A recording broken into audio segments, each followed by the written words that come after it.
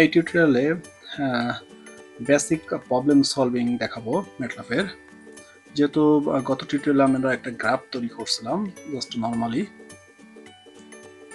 তো এখানে অনেকগুলো কোড আছে, এখানে অনেকগুলো কমান হিস্ট্রিতে অনেকগুলো কোড আছে। সো এগুলোকে ক্লিয়ার করতে গেলে আগে CLC দ্যাট মিনস ক্লিয়ার করলে আমার শুধু কমান উইন্ডোতে হবে। আমি যদি সবগুলো ক্লিয়ার করতে চাই, ভ্যারিয়েবল বা আদার্স যে ওয়ার্ক স্পেসের সবগুলো বা কমান হিস্ট্রি, সো সেক্ষেত্রে আমি লিখবো ক্লিয়ার অল দিয়ে ইন্টার। দ্যাট মিনস আমার ওয়ার্ক স্পেস ক্লিয়ার হলো, কিন্তু কমন উইন্ডো ক্লিয়ার হয় নাই, কমন হিস্টোরি।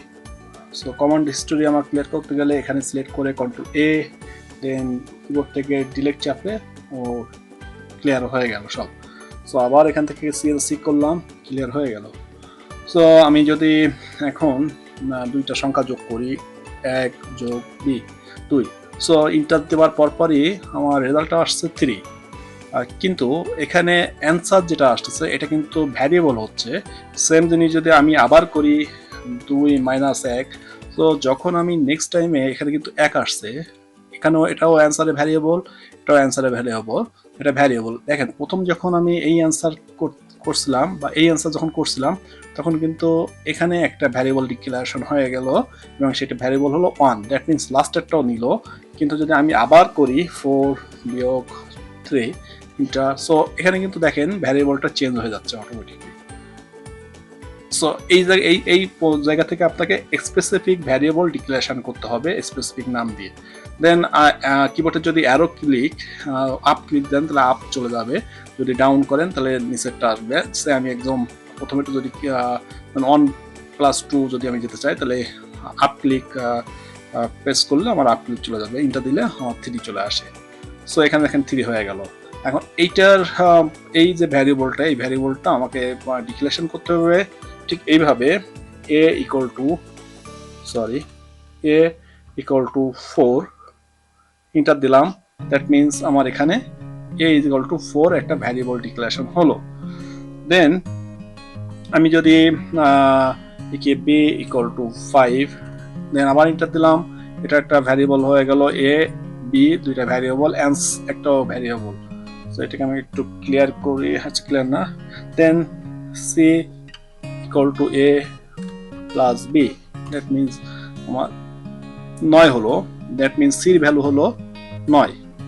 এখন আমি যদি বলি যে c square 2, that means 81। So দেখেন অ্যান্সারের ভ্যারিয়েবল, অ্যান্সার যে ভ্যারিয়েবলটা ছিল কিন্তু ভ্যালুটা চেঞ্জ হয়ে গেছে। সো দ্যাট মিনস আগে যেটা ছিল অ্যান্সারের মান 3, এখন কিন্তু অ্যান্সারের ভ্যালু হলো 81। তো এই জন্য এটা আপনি এটাও ডিক্লারেশন করতে পারবেন এইভাবে, x equal to c underscore 2।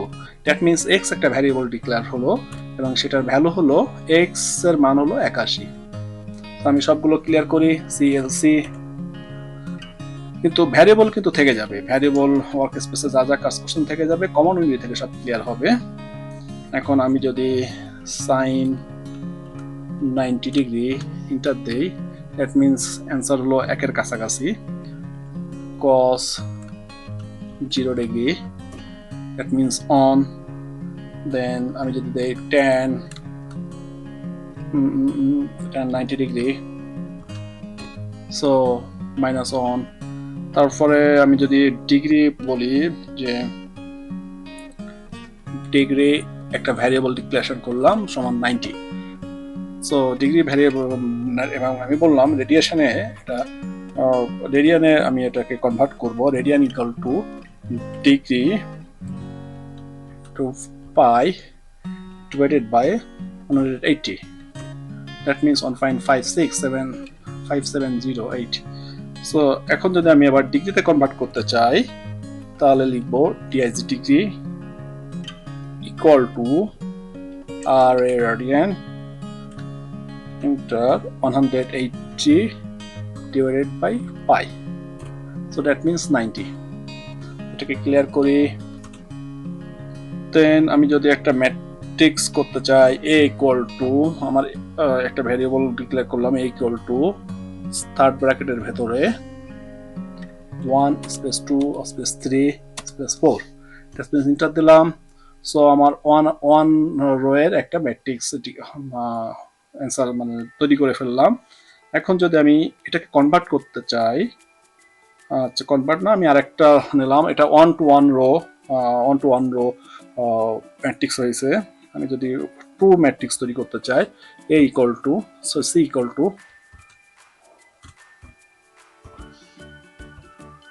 1 space 2 space 3, then এর মাঝখানে আমি দেবো সেমিকোলন, সেমিকোলন দেওয়ার পরে 4 স্পেস 5 স্পেস 6, দেন ইন্টার চাপবো, দেন টু টু টু আমার 2/3 2/3 ম্যাট্রিক্স তৈরি হলো একটা। এটাকে যদি মানে 3/2 করতে চাই তাহলে কিচ্ছু না, আমি নতুন একটা করতে পারি, সি ড্যাশ, তারপরে ইন্টার দিলে দেখেন 3/2 মানে 3টা কলাম রো 2টা কলামে কনভার্ট হয়ে গেল। সেম জিনিস আমি যদি এর সাইজ নিতে চাই, ডি একটা ভ্যারিয়েবল ক্রিয়েট করলাম সাইজ,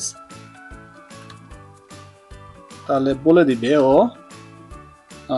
যে সি মানে সি ম্যাট্রিক্সের কয়টা রো কয়টা কলাম, সেখানে বলে দিচ্ছে 2টা রো 3টা কলাম।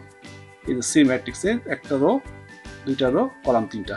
যদি আমি ই একটা ভ্যারিয়েবল ডিক্লেয়ার করে size C hash C dash ড্যাশে যদি করতে চাই, তাহলে ও বলে দিবে 3টা রো 2টা কলাম, 3টা রো 2টা কলাম। সো এইভাবে আমরা প্রবলেমগুলো সলভ করতে পারবো। সো এইভাবে আপনাকে আপনার কাজগুলো ইজিভাবে কন্ট্রোল করতে পারবেন।